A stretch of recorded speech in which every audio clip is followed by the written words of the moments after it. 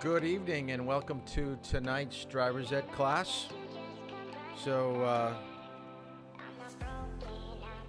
get out your notepad, your pen, your pencil. Tonight we are going to be taking some notes that the information that you'll be given will be included on the midterm. So we do a midterm in this class and we do a final. What you did last night, the pre-test, gives you some idea of the information that we're going to be covering. I didn't expect anybody to do really well, although some people did. I was really quite pleased with how well people did on the pre-test. Now, there are some of you that have not taken the pre-test, so please do that. We're still waiting for people to sign in, so remember you're signing in not only on the comments, but you are signing in on your phone. Your phone sign in is what I use for attendance. What I use with YouTube is just to see who's here. So if I'm asking questions and looking for comments, I'm looking at my desktop. But your phone is your attendance. So to make sure that you are here at the beginning and that you stay to the very end, you're signing in, signing out. So please remember to do that. It may take a while for the comments to come up of who's here. The other thing that we've got to go over again, see if I can find it. Once again, I forgot to do the driver's log. Hopefully tomorrow, being the last class this week, I'll remember to do that. But the sheet. Let's see if I unlock it. The student driving log.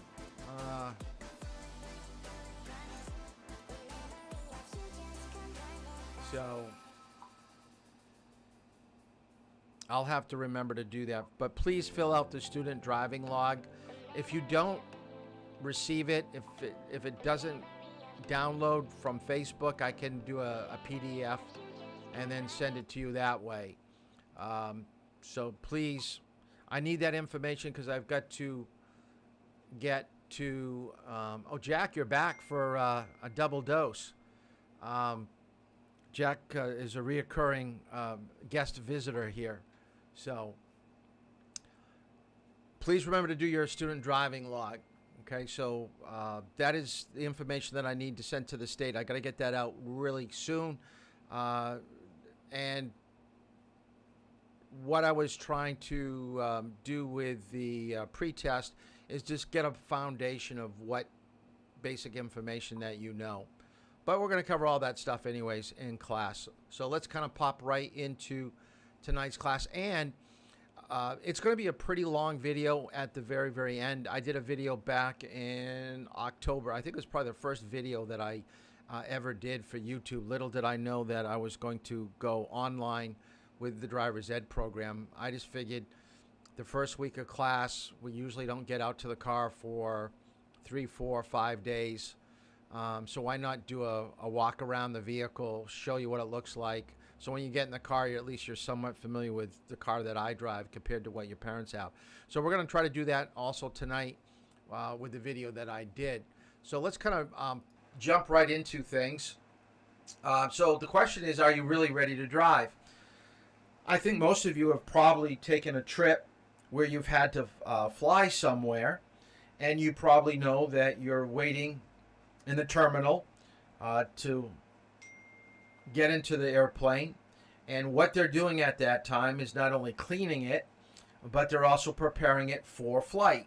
So the pilots are in the cockpit and they're looking at all the gauges and they're doing checks, and there are people outside of the airplane looking at the wings and the tail and the tires. Basically, this is what we're going to do with tonight's class. I want you to approach driving the same way that a pilot would approach taking his aircraft up in the air. I think we take for granted how well cars are built. and we believe we paid a lot of money for it. We think that it's going to take us to where we want to go. There's never going to be any mechanical breakdowns, so why should I have to worry? We're trying to be proactive here. We need to know that things are going to go wrong before they go wrong. And this is why we have lights and gauges on our vehicle. So let's get right to the first thing that I want you to write down. So really the bullet at the top is what I want you to write down. The things down below, you may want to add to it, but I really think it's important for you to understand that you need to know where you're going, and that seems to be maybe an overstatement, but I can't tell you how many times I drive with students and we're driving around Durham. I mean, the town that you either live in or you go to school in. I know some of you live in Lee, Madbury, and Barrington, but you've driven around Durham. So when I give a direction, okay, I want you to go south on 108, I get a curious look like, what's 108 or where's 108? You should have a basic understanding of your whereabouts. We talked about the interstate system yesterday, about how odd numbers go north-south, east numbers go east-west. But we also have state routes. 108, 155 are the two major routes that go through Durham, Lee, and Madbury. And that's what you have to be familiar with. Now, I know we have GPS on most cars now, and if you don't have GPS, you've got your cell phone that's going to give you directions. But write this down. You cannot manipulate. Now, GPS, you cannot manipulate, put in a direction while you're moving. You have to be stopped, which is a good thing. I wish phones were like that, but they're not. So please write this down. If you're using your phone for direction, do it before you leave on your trip. You cannot be holding your phone and manually trying to put in a destination. That is illegal. Don't think it's texting. Don't think it's just being on the phone talking.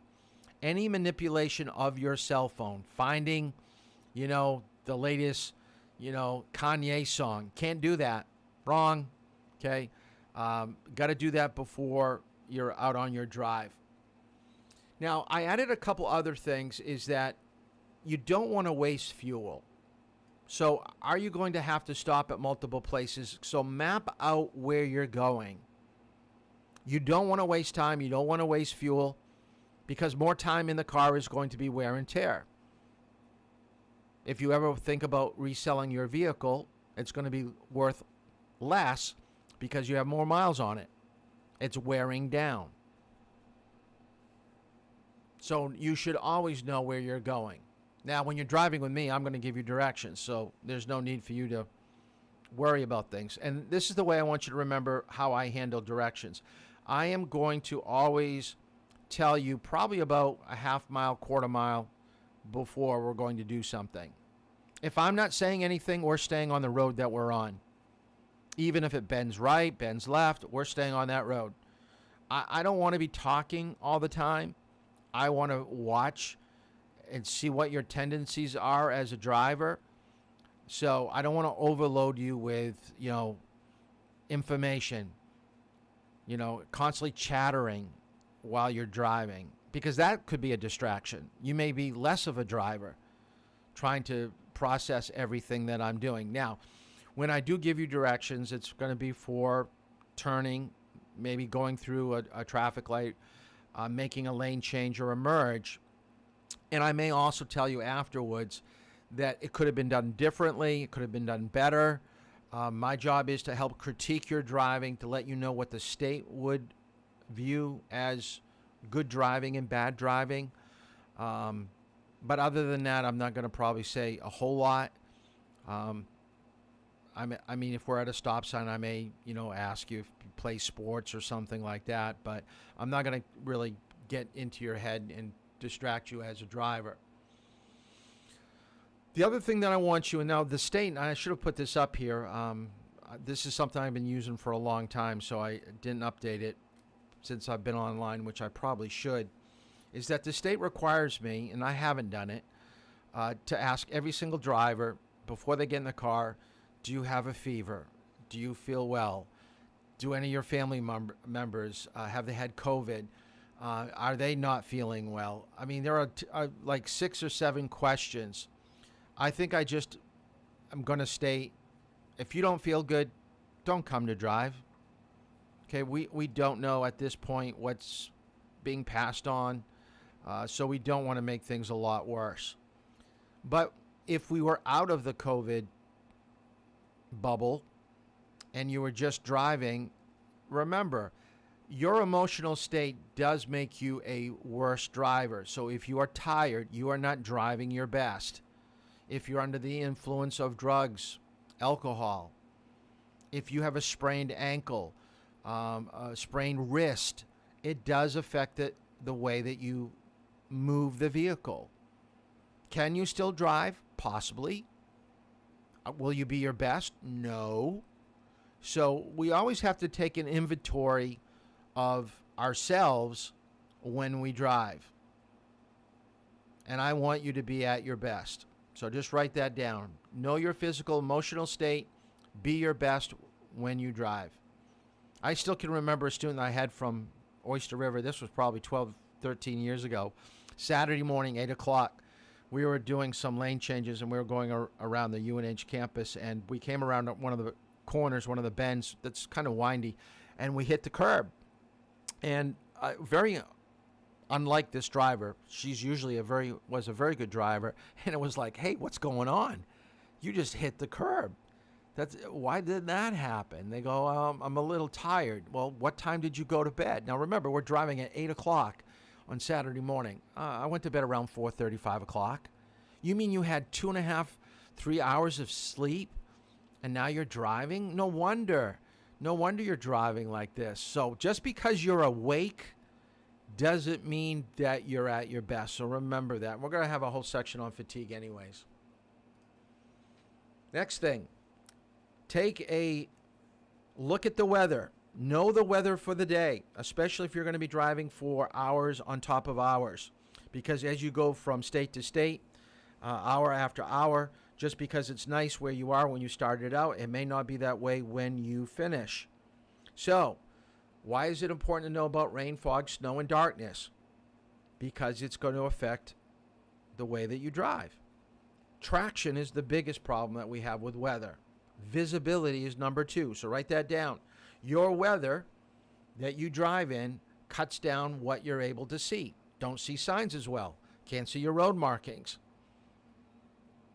So it calls for slower speeds. Slower speeds gives you better traction. If you think you're going to drive the same way that you do, like today, at 90-degree weather, in the middle of December, in the beginning of a snowstorm, you're going to be in for a rude awakening when you go into your first turn and you hit your brakes and the car slides 3 or 4 feet in a direction that you don't expect. This is just being smart. It's planning. It's understanding what is going to happen before it happens.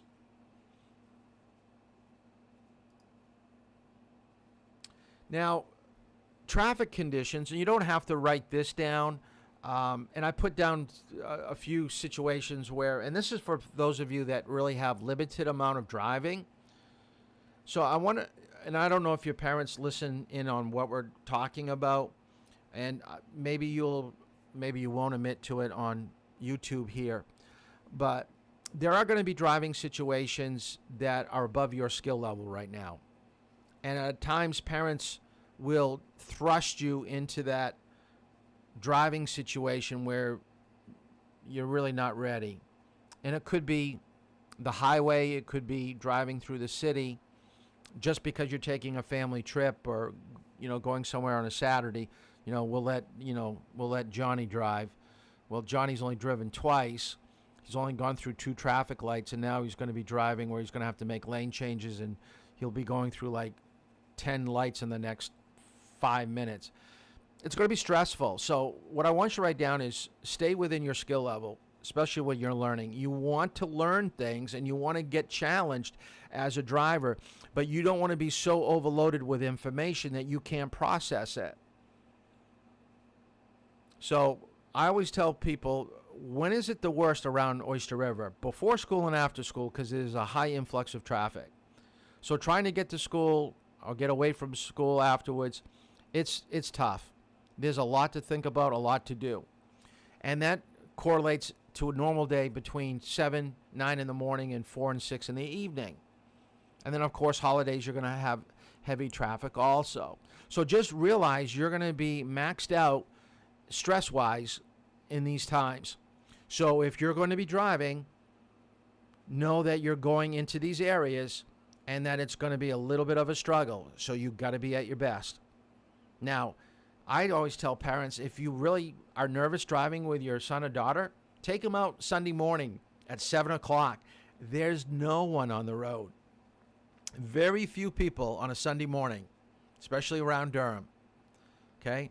You can do your lane changes. You can go through stop signs and traffic lights, do these things that you don't have to worry about a lot of cars, impeding and crowding you and making you a little bit nervous. There's the driver's ed vehicle. So the first thing I want you to write down, so this is really important. When you approach the vehicle, especially a vehicle that you haven't been driving in a couple hours, and notice I'm approaching it from the left side of the car, driver's side. I only get to see that one side. So when you approach the vehicle, you should look on all 4 sides. You never know what could be around your vehicle. There could be broken glass. There could be shopping carts. There could be fluid leaking around your vehicle and you didn't realize you had a punctured hose, radiator hose. That may show up on the right side of your vehicle or front right side and not where you're approaching from right now. So I want you to understand that if you come to the car, especially your car that's been sitting for a while, make a check all the way around. And we'll talk about a few other things that you should be checking for. And I think I made a slide of what you're checking. So tires, lights, fluids, license plate, windows, and we'll talk in a moment about carjacking. Why your license plate? Now, the license plate on the driver's ed car is sitting a little higher in the front than it used to on another car that I had. But I actually had a student do angle parking, and we hit the curb, and you could hear the car hitting the curb, kind of scraping. And then I said, we went too far. We've got to get off the curb. And when they put it in reverse, what they had done is they pulled the license plate right off the front of the vehicle. So there may be times when you lose, especially, screws do get loose. Your license plate could drop off. And a situation you may never have thought of is that, why is your license plate gone? Well, someone stole it. Why would someone steal my license plate? If you're a thief and you go to a parking lot to steal a car, okay, let's just say you're at the Newington Mall, you went to the movies, and you've got a nice blue Mustang convertible. I saw one of those today. Be an interesting car to steal in the nice weather. You would be a fool as a thief to drive around in a stolen vehicle with the license plate still on. You're taking the license plate off that blue Mustang and you're putting on a different license plate, probably a license plate of some car that's near that blue Mustang. So when you approach your vehicle, especially at the mall, someone may have taken that license plate on purpose. Now, carjacking is a term that I want you to be familiar with. I think I have a definition. No, another reason why you check around your vehicle, animals and small children.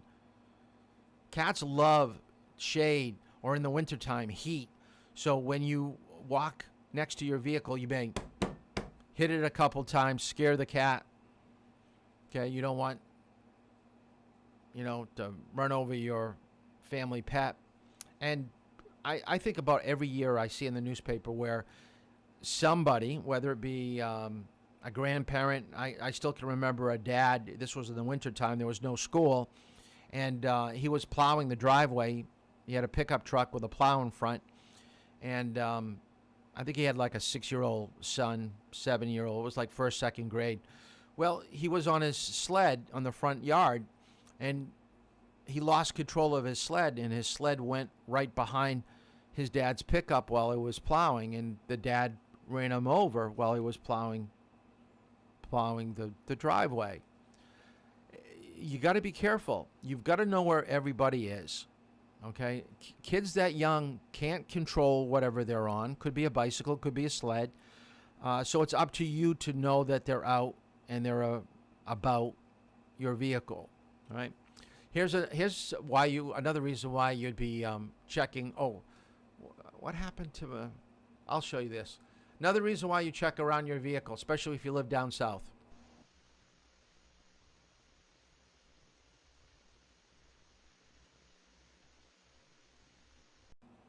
Can you imagine going out, trying to get into your vehicle and seeing that you've got a alligator underneath your vehicle? All right, carjacking. Carjacking happens usually, and write this down, where someone wants to steal a car that is already on. The easiest car to steal is one that's already running. I mean, why try to short wire it? Right? Okay? Be very, very careful write this down, stop signs, traffic lights, and gas stations and malls. Those are the places where carjacking is apt to happen. I'll tell you a real story. We were driving in downtown Durham on Halloween, and part of drivers that we talked about observing, your parents are doing it with you, but, back when we didn't have COVID, the observer would be in the back seat. Well, anyways, we had an observer in the back seat behind the driver, and we were at a stop sign, and we couldn't pull away from the stop sign because traffic was too heavy. And all of a sudden, a person came to the back door and tried to get in the driver's ed car. He's yanking on the door handle, let me in, let me in, let me in.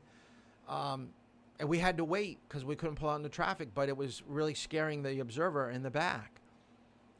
The guy was drunk, and I think he thought we were a taxi. All right? He wasn't trying to steal the car. He was trying to get a ride. But people will get in your car if you do not lock your doors. So part of carjacking is to always look around your vehicle and make sure that there's not anybody trying to get in. This was a newscast, and I think I've got it. Yeah, here it is. So what are the safety measures to take? All right, have your keys ready. You can use your keys maybe to scrape someone's face or poke his eye. You're not going to kill anybody, but you're going to make life miserable for them if you mess them up with your keys. Sometimes there's a panic button on a lot of keys. Always look around your vehicle. Make sure there's nobody hanging around. Also look underneath. There have been cases where people have rolled out from underneath an SUV just to take somebody's vehicle. There was a story in Massachusetts where a guy had a knife and he cut the Achilles tendons of this young girl to steal her car. Even though her car was in a well-lit area, it was taken, and he just took the keys from her and drove away. And she couldn't stand up or run for help because her Achilles tendon was torn or ripped. So here's the newscast, and they're going to talk about the guy had a gun. So if someone's got a gun trying to take your car, take my car. I don't care about my car. I care about my life. So don't be a hero. If someone is threatening you, make sure that you just give them the keys. Let's see the newscast. Top this noon, a developing story out of Kalamazoo County. One man is dead, another arrested for the shooting and carjacking. 24-hour News 8's Tony Tagliavia is working this story. He's on the phone right now with new information. Tony? Afternoon, Emily. Investigators tell us the victim has died. He's identified as a 47-year-old man from the Vicksburg area. Police say he was shot around 5:30 this morning at the Shell station in downtown Augusta when investigators say a man tried to take the car he was riding in. Police tell us the suspect then tried to take another car but failed and ran away. He ran on foot. Investigators caught up to him about a half-mile north of town. They were able to take him into custody. We talked with the Augusta police chief, who was among the law enforcement officers who took him into custody. He says he's glad they were able to take him in relatively soon after the shooting, but of course still sad to hear the news that the victim in this case has died. Police also caught the gun. That's something that they're thankful for, worried that kids in the area might have come across it. We don't know if the suspect... Do you know the reason why he tried to steal a car and didn't, and then went to a different vehicle? And this is my own thought process running wild. Is why didn't he take the first car? Why did he have to go to a second? I believe the reason is that he found out that it was a manual transmission vehicle and he didn't know how to drive it. Okay? If you don't want someone to steal your car, get a manual transmission. Because I would say probably 90% of the population can't drive it. All right? And we're going to talk about manual transmission, and I believe it was in your reading. Unfortunately, I don't have a driver's ed vehicle equipped with a manual transmission, so I can't actually teach you. But we can at least discuss it and what's the principle behind the movement of that vehicle and what makes it so much different than an automatic. But we'll do that later. I'm going to skip through a lot of this because when I play the video, this is all going to come up. So just bear with me. I'm going to try to get through all the pictures here and get, because I really can't skip ahead. I got to go bullet by bullet.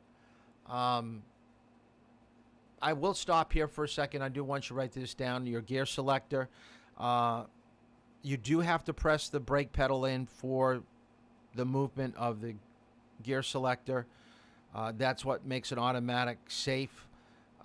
So you don't actually inadvertently put it into a gear that you don't want. So park is to lock the transmission. That's what you use to start your car. Reverse, of course, for going backwards. You can really only go about 10 to 15 miles per hour in reverse. That's probably pretty fast. Most of the things that we do in reverse will probably be between 4 and 6 or 7 miles per hour. We don't get up to 10 to 15. Neutral is an out of gear position. You have to put your car in neutral in order to have it towed, or if you have a problem with your transmission, if you need to start it, you could probably do it in neutral. Most of the time we're going to be in drive. That's to move our car going forward. And then below drive, you'll have at least one or two positions. In the old driver's ed car I had low 1, low 2.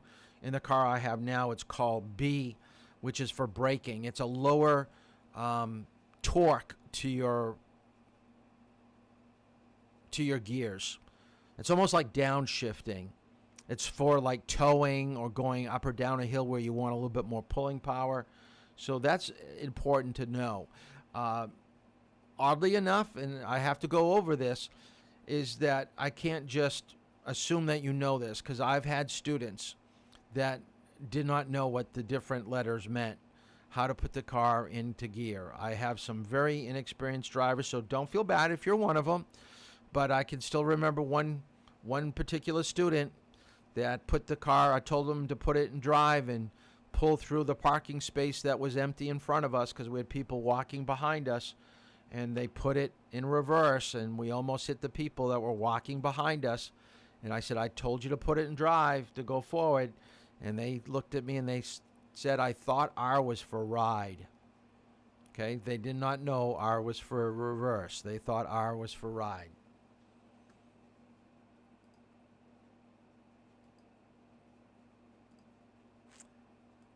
So every car is going to be a little bit different. So we're only going to get used to, at least with tonight, of what it looks like in the driver's ed vehicle, because I know some of you are going to start driving in the next couple days, and I'll try to get more of you in the beginning of next week on Monday and Tuesday. We'll probably do that tomorrow. By the way, this is my wife.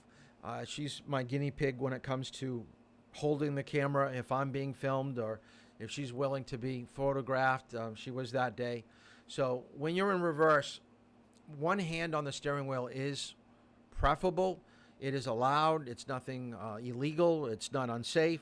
It does give you a better vantage point of looking out the back window and the back side windows. So find a position that you feel comfortable in reverse and make sure that you're using everything available to you in the gear of reverse. So you're using your rear view mirror, your side view mirrors, and looking over your shoulder. If you only rely on one, something's going to take you by surprise at some point. Okay, hand over hand. This is basically when you're going to be making a left-hand turn. Your right hand is going to start from the 3 o'clock position and go over towards the left, and then the left hand grabs it around 12 o'clock, 1 o'clock position, and finishes as the turn. So that's hand over hand. And the other hand position that they want you to use, especially for parking or maybe for like a traffic circle like in Durham, is something called push-pull.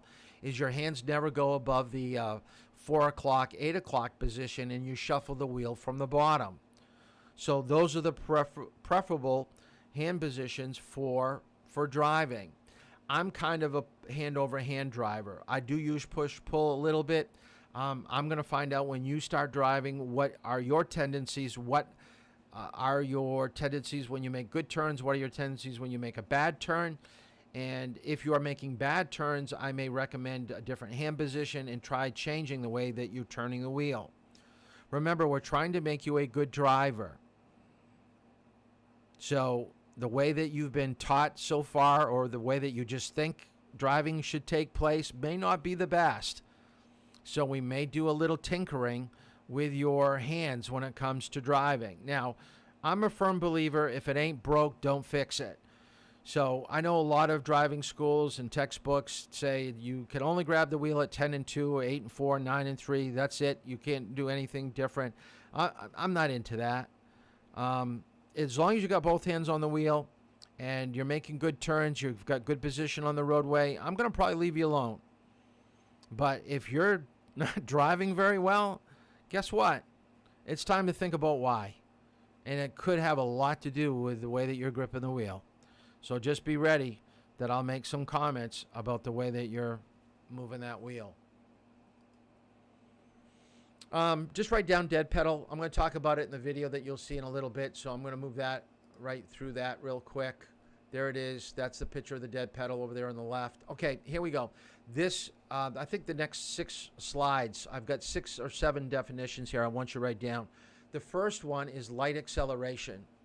So this is when you're at a stop sign and you start to move the car forward. You don't want it to jerk. You don't want it to, whiplash.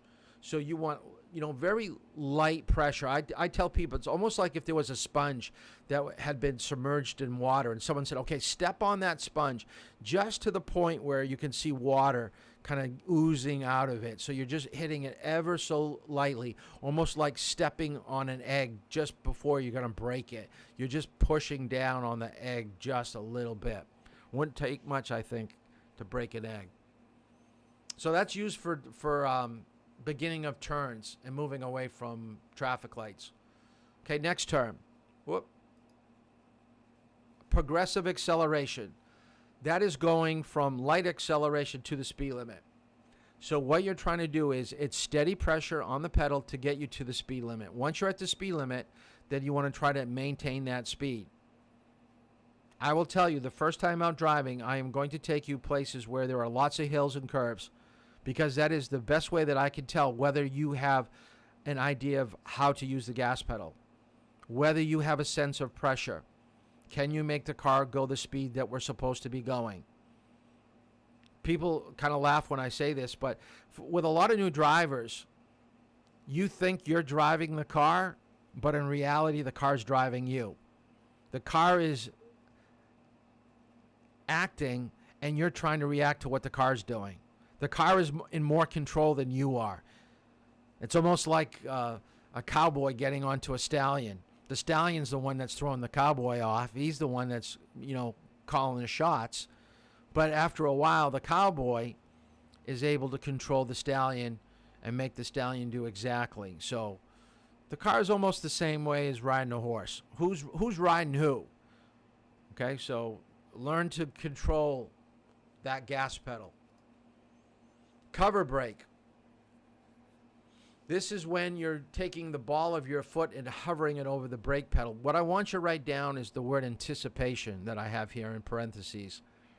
This is when you think something's going to happen. Why be on the gas pedal if you're approaching a bicyclist that is going from the breakdown lane over the white line. He's coming into your lane. Why would you still be on the accelerator? Even if you're not pushing down on it, you're on the wrong pedal.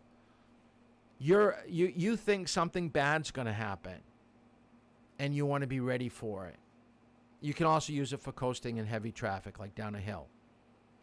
I can always tell people, and you may think this is kind of funny that I can actually do this, but when I ask people when they start driving me for the first time, I ask, how many hours have you done with your parents already driving? Oh, 10, 15, 30. I got all my 40 hours done. And then I take you out driving. For the first 10, 15 minutes, I can tell what type of driving you've actually done. Just by the way that you're using your pedals and your position on the roadway. You can't fake it. Can't fake it. People that have a lot of experience are on the pedals at the right time, doing the right thing. A lot of people think, oh, I can say I've done 20 hours, but in reality, I've done 5. It's going to show. It's going to show in the way that you use the brake and the accelerator. Now, control braking, just write down regular braking. It's firm, it's steady, it's what you normally do, it's for non-emergencies. Now, the term limousine stop, a lot of people said, well, what's that? If you were a limousine driver and you were hired to take people around in the back of a limo that could be drinking, eating food, going to a wedding, going to a prom, do you think you're going to keep your job if the people complain in the back that every time that you came to a stop, it was so violent that they spilt their drink or dropped their food? So limousine drivers are trained to make the most subtle stop, and that's by just enough pressure to bring the car almost to a stop, and just before it comes to a resting stop, they let go of the brake pedal and then they reapply. So they almost brake, they let go of the pedal a little bit, and then they reapply. Let me show you with my hands. Let me get out of here for a second. So brake pedal, they push down on the brake pedal just before they come to a stop, then they let up on it, and then they reapply.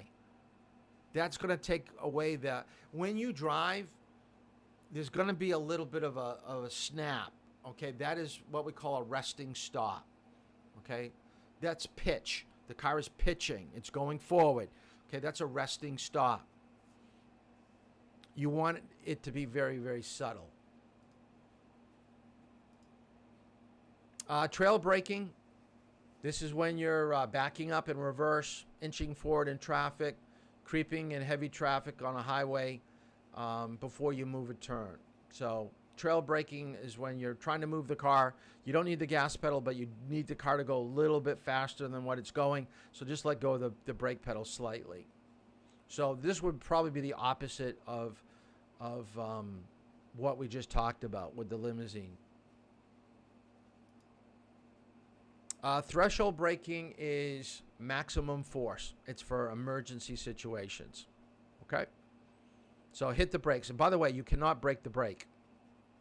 You can't. You're going to put the car on a big skid. Now, there are only 3 things that you can do in a car. You can brake, you can accelerate, and you can steer. It's almost like juggling. I could probably, if I had all of you in the room right now, I had tennis balls. I could have you stand up. I could throw you one tennis ball. I think everybody in the room would be able to catch it. Now, if I gave you a ball and I had a ball and I said at the count of 3, we're both going to just keep on passing the ball back and forth where we get 2 balls in motion, where you're looking at the ball that's coming to you and trying to pass the ball along, it's going to get a little bit tricky. And then if I told you, here are 3 balls, keep them all going up in the air, you just probably wouldn't be able to do it. So the more things that you have going, that's multitasking, the harder driving becomes. So telling people to steer and brake or steer and accelerate, it gets to be a little bit complicated. The more experienced you are, the quicker that you can learn pedals. You could go to a new vehicle if you're an experienced driver and probably learn the pedals within about 10 minutes. And also remember that the brake is the most important pedal. You always want to keep away from trouble. You don't want to drive into trouble. So I really like people that go at slower speeds, that cover the brake, are already anticipating what's going to happen, rather than the people that are always on the gas or just coasting, thinking that everything's going to be okay. Remember, both pedals can make the car do opposite of what its main intention is. So in a brake pedal, we're always thinking of slowing. But guess what? If you let go of the brake, you go faster. Same thing with an accelerator. When we think of an accelerator, we think about going faster. But if we let go of the accelerator, we're going slower. So when I tell you to slow down, I'm not telling you to brake. So it may mean just letting go of the accelerator slightly. And the parking brake is to keep the car from rolling on any type of a hill, especially if you're parked. I'm not going to go through the gauges because this is all going to be on the video in a moment. I want to get us to, when we get out of the video, there are going to be, oh, here we are. There we go. We're going to do this in just a moment. So let me get out of here. Let me go to this. Okay, let me go. Now, if you have a problem with the sound, please let me know, because I've only done this once before. I'm tucked away down here in the bottom, but what I'm going to do is I'm going to get into my internet Safari, and I'm going to bring up my video, and I'm going to try to play it on my screen, which will hopefully play on yours. So if you get an echo, or if the quality of the video is not too good, then what we'll do is we'll go back. Just let me know. We'll go to the answer sheets or the gauge sheets, and then I'll give you this as homework. So let me know in the comments how this works. So let's see if this works.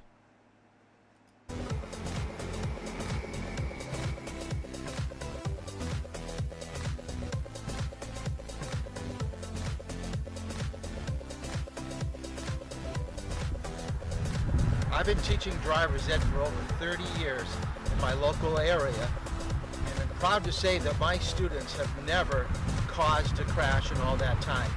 And when you look at it, over 30 years, that's probably about 1.5 million miles with students. And to say that they've never caused a crash says a lot about the students, and it says a lot about the instruction that they're getting. So let's talk about the 5 things that you should do before you get ready to drive.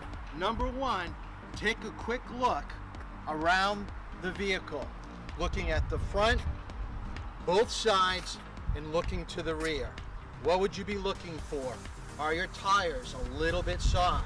Are you looking for fluids that are leaking out on the side of the vehicle?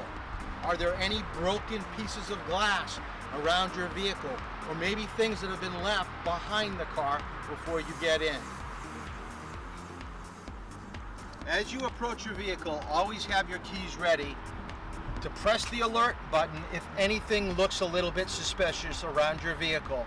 You never know when someone could be inside the vehicle or around the vehicle ready to take you or the keys to your car and to carjack you. So get inside your vehicle.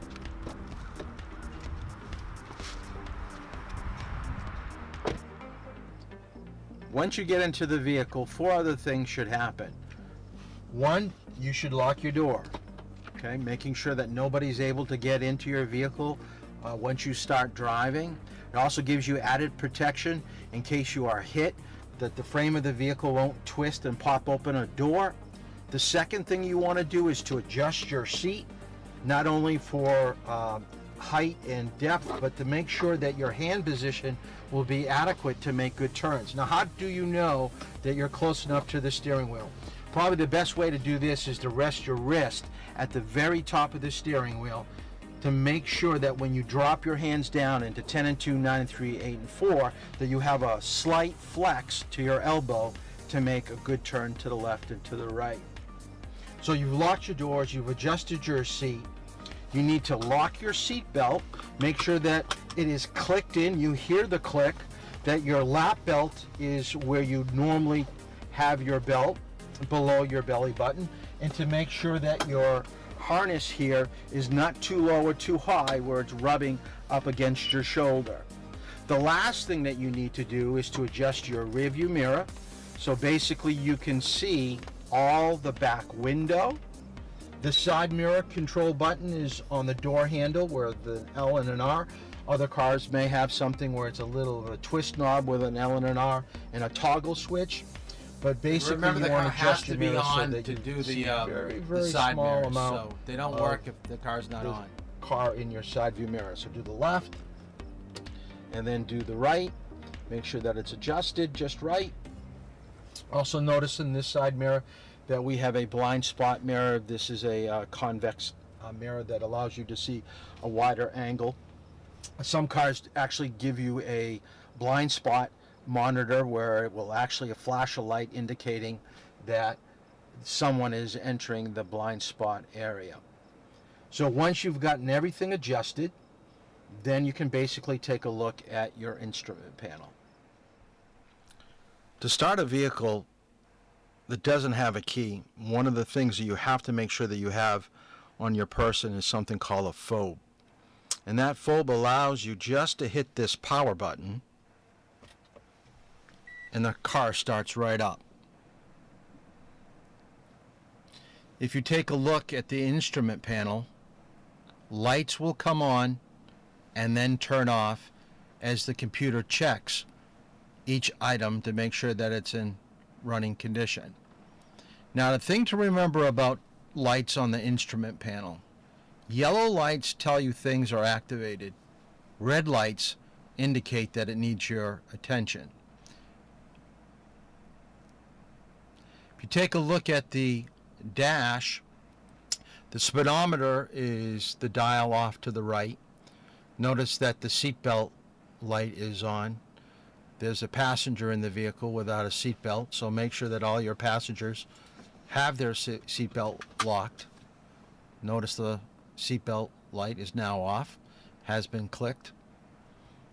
The ready light that's yellow is an indicator that the car is on. If you listen carefully, you can't hear anything but just the air conditioning. This is a Camry, Toyota Camry hybrid, which is extremely quiet. This is why you have to take a look at your instrument panel to make sure that your car can be put into gear to move. Because if that ready light's not on, you're not going anywhere. If you look at the dial off to the left, because it is a hybrid, it has a whole bunch of information about that hybrid technology. Not too important for someone that's just learning to drive, but someone that's trying to squeeze out every little bit of miles per gallon out of the gas. They're going to be paying attention to that dial way over to the left. Your fuel gauge is at the bottom of your speedometer. Always try to keep your car at least half full. I always recommend my students to let me know when it's below half. It's not their responsibility to pay for gas, but it is their responsibility to make sure that we have enough fuel to do what we need to do. So we are definitely all set with fuel. If you take just a look to the very bottom of that gas gauge dial, there is a symbol of a gas pump with an arrow. That is indicating which side that you need to bring your vehicle over to in order to pump gas. If you pull to the opposite side, you're going to have to put that hose over the top of the vehicle, or over the hood, or over the trunk. Not a very good idea. You're going to kind of look a little bit foolish doing that. Now, probably the most important thing with this instrument panel, and remember, every instrument panel will be slightly different. So look at your owner's manual. Make sure that you know all your dials, your gauges, all your lights and what they indicate. In this Toyota Camry, we also have a speedometer right smack dab in the middle. It is digital. Very easy to know what speed you're going when you're looking at a number.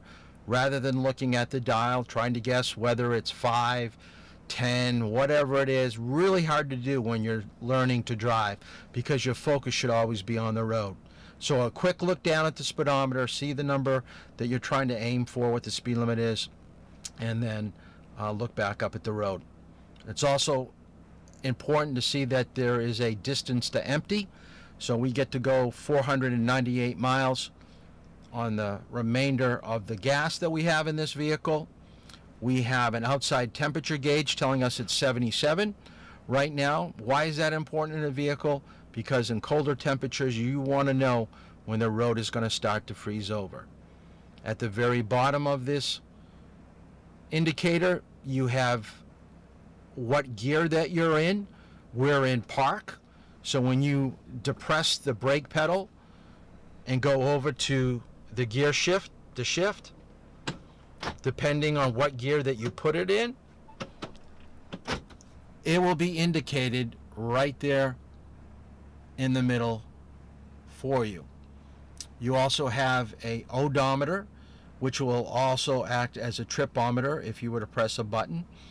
And this computer screen can change according to what you want to find out about the vehicle. This is actually telling you that we are going southeast at the time. We press it again, the radio is off. If we press it again, it could be linked up to your text messages. We go back to settings, we're back at the first gauge, and this will also give us multiple subcategories that we could actually go through, telling us what we're averaging for miles per gallon on fuel economy. There's your tripometer if you want to gauge how far you've been on a trip. This is telling you how the hybrid battery is working at the time, and tire pressure, which is also very, very helpful. But the thing to remember about the tire pressure gauge inside of a vehicle, it is a rough estimate of what you have for tire pressure. I always keep on my vehicle a separate gauge that I can actually go outside, put onto the tire stem, and get an accurate reading. These are a little bit more accurate than the pencil type gauges that you have, although it's better to have something like that than nothing at all. So I always keep that in my vehicle. So let's go through the rest of the car with a quick rundown. Let's take a look at the directionals. If you take a look at the directional,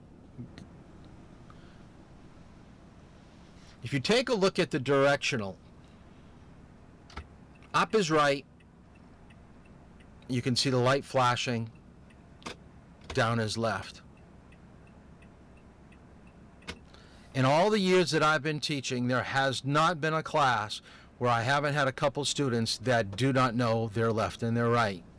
They don't even know what to do with the directional lever.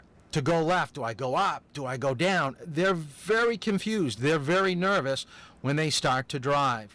One of the easiest ways that I've been able to teach left and right is that I have them open up their fingers, and as they turn the wheel in the direction that they want to go, it is indicating with the tail light which direction we're going. Very easy to remember right and left. So here's the left. Put your fingers open. As you're grabbing the wheel, go down. Directional light is on, indicating that we are going to the left. After a while, they'll be able to do that, and then they can just flick it with their fingers and not have to worry about what to do. But put it between the two fingers. Pretty helpful for someone that's been struggling. If you take a look at the directional lever, we also have a couple settings for our lights. I always recommend driving with your lights on auto. So as it gets darker, they will come automatically. It also gives you a low voltage light during the day, so when it's foggy, kind of overcast, your car will stick out. When people look in their rearview mirrors, they'll be able to see your car. Up from there is your parking lights, and we'll talk more about that later. But parking lights are not to be used when you're moving. It's when the car is parked and not moving. We'll talk about that a little bit later. Low beams all the way up, indicator that you've got full use of your low beam. If you take your directional lever and push it forward, notice the blue light that comes on, indicating that your high beam is on. So if you push it forward to activate the high beam, bring the lever back towards you to turn it off. Not every car has it in this sequence. Once again, look at your owner's manual. Know what your car has. Your first driving lesson with your parents or with a friend, whoever, should be in a parking lot getting used to the controls, because you do not want to be driving searching for levers, searching for buttons, searching for gauges when something is going wrong. Your focus has to be on driving. It has to be on the position, your speed, interacting with other cars and pedestrians. The minute you take your eyes off the road and start focusing where your windshield wipers are or how to turn off your high beams, you are not going to stay in your lane. You are going out of your center position on the roadway, and now you are becoming dangerous. Cars are now equipped with info centers, so most of the buttons here in the middle will be for like your radio, for Bluetooth, things like that, hanging up your phone, different modes that you have on your info center, which is right there. Now remember, your info center will also be, on most cars now, your backup camera. And your backup camera should be another aid to help you in reverse. Do not entirely go by what you see in your backup camera, because it does have a limited amount of view. So you're still going to have to look in your side view mirrors, rear view mirror, and then possibly turning your head in any direction that you're going to go. Let's take a look at the lever over here to the right of the steering wheel. This is your windshield wiper on a Toyota, and you basically have a few positions. You can see right here we are in the off position, so if we were to go down from the off position, we're going to go into intermittent. And then your intermittent also has a dial that allows you to change the speed. Then you have low, and then you have high.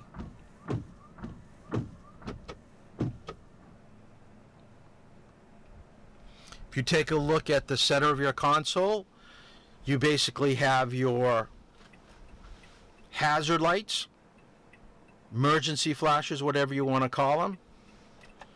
You've got your temperature. Now in this car we have dual temperature, so you can change according to what you want to have for the vehicle. This will control the fan. You have your front defroster. You have your rear defroster. You have the mode where the air is being circulated. Also notice that the defroster comes up. And then air circulation over here. And then your air. Now this is the beginning of August, so it is a little bit warm. So the air is on as we drive most days. But the thing to remember about your defroster is that when you have your defrosters on in the winter time, because people will be getting into the vehicle, they may be warm, especially students. They may have just come from a class or from a sporting event, and moisture is going to be inside the vehicle. It would be a good idea to put your car in the defroster mode with the air conditioning on to get a lot of the moisture outside of the vehicle. You don't want to keep it inside the vehicle. You want to get out of it, or else your windows are going to steam up a little bit. We mentioned the gear selector. On the gear selector, you've got to remember your foot needs to be on the brake. Kind of hard to see in the position that I'm in right now. The pedal just in the middle that's got a horizontal position is your brake. The pedal to the far right, of course, is your gas or accelerator pedal, and you should be able to pivot your foot between the two pedals when you drive. It is not illegal to brake with your left foot and drive or accelerate with your right foot. It's not recommended for a new driver because they could be confused on what foot is on what pedal, and both feet will actually go down. So I always recommend heel on the floor, pivot between the two pedals. If you make a mistake, then you can go over to the other pedal. But foot must be on the brake, must be depressed for you to put it in the gear that you want. Now you must follow the diagram all the way over to the right and down to get into reverse. Then you have neutral, drive, and then B, which is a lower gear. On some cars you may have 1 or 2, you may have S or L. These are lower gears that will provide more torque to your vehicle to get up a hill and bad weather, or if you're towing something. It does provide some braking force to your vehicle. Also remember that the only 2 gears that you can start your vehicle in is neutral and park.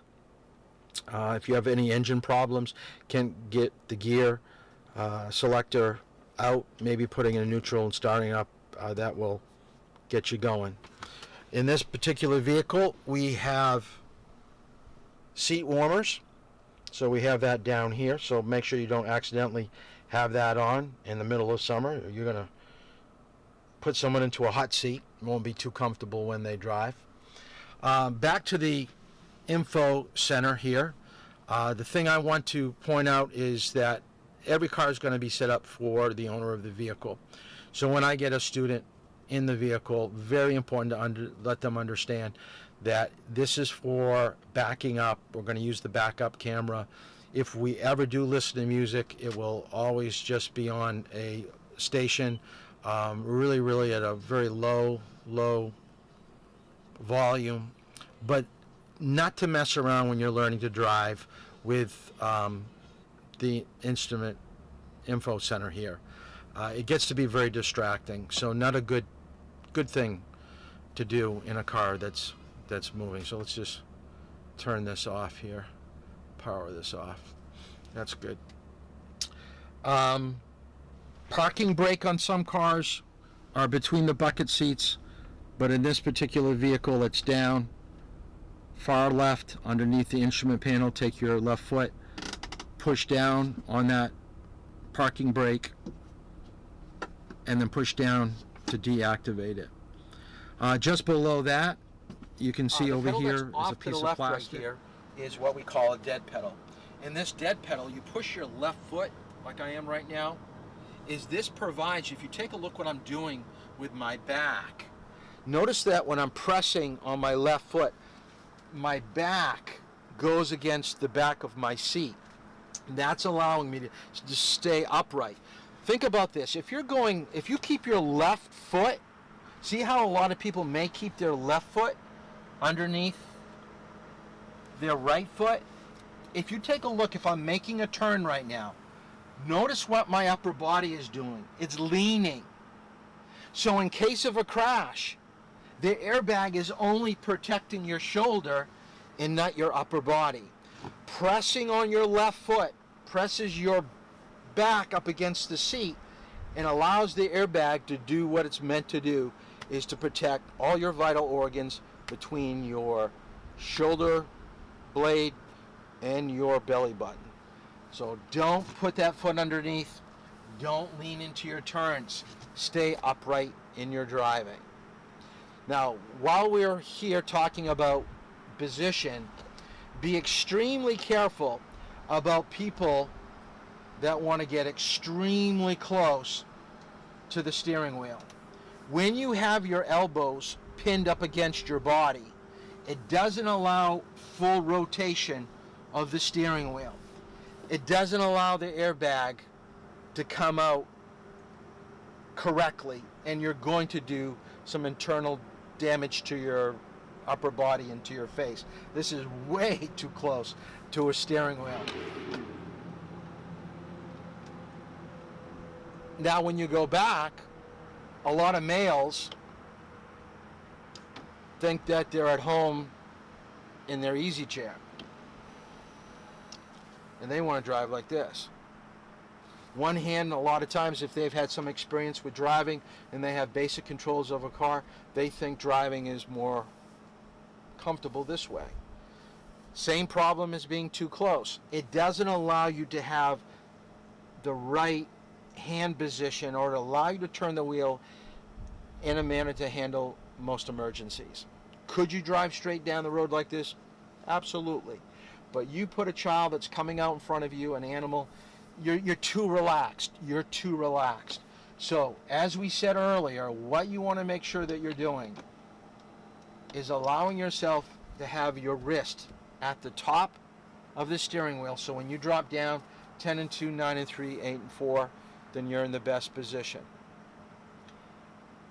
If you take a look at someone drive, most people will find a position that's good for them. It may be a little bit off center, like 1 o'clock and 8 o'clock, or 10 o'clock and 3 o'clock, but they still have contact, both hands on the wheel. The thing to remember, there are no laws, as far as I know, in any state that says that you have to have both hands on the wheel. This is a technique. This is about safety. This is controlling the vehicle. Could you drive with one finger? Could you drive with your knees? Maybe your dad used to tell you, oh yeah, I used to drive with my knees. Of course, the steering wheel is moving. As long as the wheel is moving, the car is moving with the steering wheel. So how you do that doesn't really matter as long as you have complete control of the vehicle. Now, a lot of people say do not turn a wheel from the top, because now with the technology with airbags, the airbags will be coming out at your arm and your arm will be coming out at you. I do understand that. I do believe that. But I don't believe that in an emergency that push-pull, where most people are turning the wheel from the bottom at 8 and 4 o'clock and pushing and sliding the wheel, is going to allow you to make that full turn. If you take a look at a steering wheel with both hands on the wheel, you could basically go on a face of a clock from 3 o'clock to 6 o'clock with one fluid motion. Same thing from 9 o'clock to 6 o'clock very quickly. When you do push-pull, push-pull only allows you to go 6 inches at a time. Takes too long in an emergency. So I'm still a firm believer at higher speeds, you're going hand over hand. In a parking lot like we're in right now, you're going to probably go into a parking space because of slow speed with a push-pull, be more relaxed at a lower speed. One of the things we mentioned earlier was your tire pressure, that you can check it on the one of the different modes inside the vehicle, indicating what you have for tire pressure and how to use a gauge on the tire stem. Now, all tires on the tire wall will indicate the maximum pressure that you put into a tire. But the best way to do this, if you come around the corner here and take a look, right on the door jamb will give you an indicator of what you have for tire size and also what's recommended for tire pressure. Notice it says 35, and I believe what we had on the indicator in the vehicle, we were right between 34 and 36. The other thing that I want to point out on the tire, on the door jamb right here, is your VIN number. Your VIN number is like your Social Security number that you have that identifies you. It's very particular to you. A car uses a VIN number, Vehicle Identification Number. It's located here on the door, and if you come around to the front, we can see it located right here in the front window. This also will be indicated on your registration. That way, if your vehicle ever has a recall, how do they send out all the information to Toyota owners that you have a brake problem? They take a look through a computer system and they run VIN numbers through the state system and send out notices to people that their car has a current recall. So it's important to know this. You can actually go to a website, and I'll list this up above, where you can go, put in your VIN number, and it will indicate what type of recalls that your car may have had. This is helpful when you go to buy a vehicle. I'd use Carfax. That's also a helpful way to find out if there's been any type of recalls. But you can also just do this.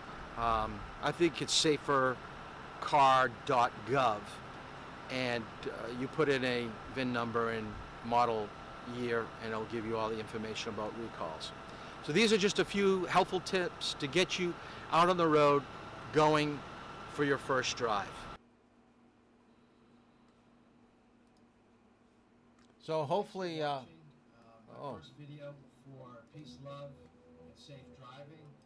Let's just get out of that.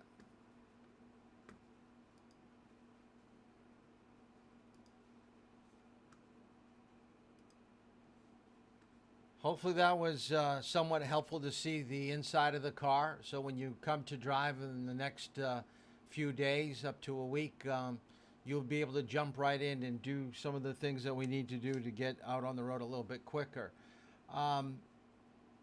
We're going to do a couple activities here. One of it, and I can't find what I did with it. I'm going to put it on the sheet right now. So what I want you to do is to take a snapshot of this. I'll try to find it, and I'll put it on the Facebook page. So I've got this slide here. So try to take a picture of that if you can. So take a picture of that. Now take a picture of this.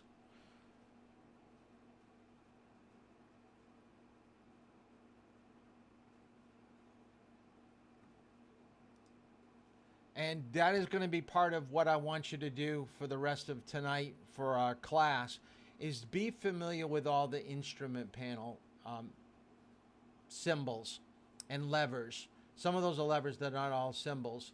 So what you need to do is to, well, actually you don't have to do it tonight. You can do it sometime tomorrow, is go out to your car and get the car manual and look in the car manual. You can even use the internet if you want, and look at it. So it's really important that you do that. I'll try to post, if you didn't take a picture of it, I'll try to find the slide, and I'll put it on Facebook. The other thing that I mentioned in the video was safercar.gov.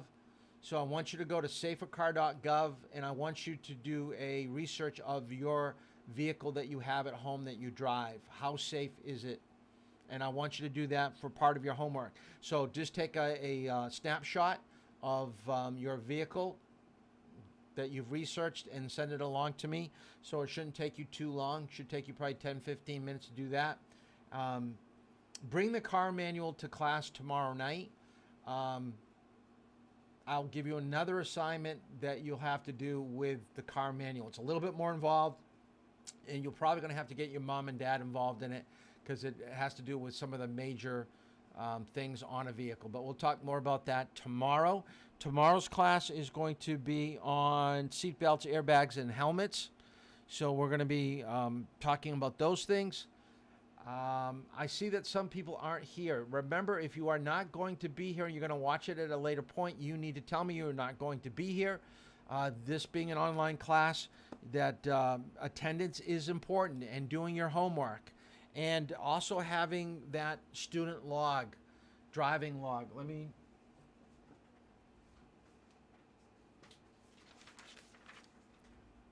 Okay, I had this on Facebook. If you haven't joined Facebook, you've got to do that. This is the log that I want you to download and fill out and send to me. I'm still waiting for some people to do that. So please do that. That, I think, takes us probably right to the end for tonight. So please sign off on your phone that you're here at the end. And I guess just to make sure that you have been watching, what I want you to write down is, what does VIN stand for? So when you sign off, please put down in your comments on your phone, what does the VIN stand for? So we'll see you tomorrow night at 8 o'clock. And I'll try to download it right now if I can find it. Those worksheets for the gauges. Have a good night.